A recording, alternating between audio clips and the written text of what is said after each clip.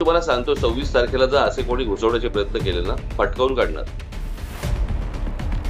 शांततेने मोर्चा असेल, शांततेने ह्या सगळ्या गोष्टी होतील, याच्यामध्ये कुठचीही हुल्लडबाजी नसेल, काहीच गोष्टी नसतील. पण उद्या जर समजा दिल्लीसारखं इथे काही करायचा प्रयत्न गुंड केला, घुसवले, इथे काही करायचा प्रयत्न केला, आमचे लोक सोडणार नाहीत.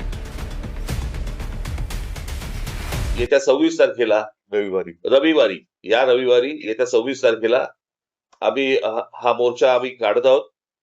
हा मोर्चा निघेल शिवाजी पार्क शिवतीर्थावरून हा निघेल आणि हा मोर्चा जाईल सिद्धिविनायकाच्या इकडे. तिथे जाऊन आम्ही देवाला साकडं घालणार आहोत की या सरकारला सुबुद्धी देव, आणि याच्यासाठी म्हणून तिकडे आम्ही त्याची सांगता करणार आहोत. सर्वांना सांगतोय की कोणीही, कारण बरेच जण या असंतोषाच्या ठिणगीला वेगळं वळण लावण्याचा प्रयत्न करतायत. मग पोलिसांवरती हल्ले करण्याचा प्रयत्न करतायत. काही गुंड म्हणजे सिव्हिल ड्रेस मधले लोक, यांच्यात पोलिसांच्या लाठ्या यांच्या हातात कशा आलेल्या आहेत. मग त्यांच्या तिकडे नावाची पट्टी पण नाहीये, काही कपडे त्यांचे पोलिसांचे नाहीयेत. म्हणजे हे गुंड, आता माझं मग असं म्हणणं आहे की हे आंदोलन मोडायला पाकिस्तानमधून गुंड भाजपने आणलेत का? कारण यांची काय ओळख पाळख काही नाहीये. त्यांना ओळख विचारलं तर सरळ ते काय त्यांच्या निर्विकार चेहऱ्याने ते आपले बघतात लोकांकडे.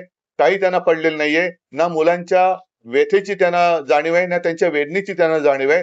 बेसुमार लाठीमार करतायत. आणि अशी ही सगळी गुंडागर्दी ही सरकार चालवत असताना कोणी गप्प बसू नये. आपण व्यक्त व्हायला पाहिजे आणि त्या व्यक्त होण्यासाठी ती वाट करून देण्यासाठी येत्या रविवारी आम्ही मी मोर्चा म्हणण्यापेक्षा एक देशाची ताकद काय असते ही ताकद दाखवून देण्यासाठी या मोर्चाचं आयोजन केलेलं आहे.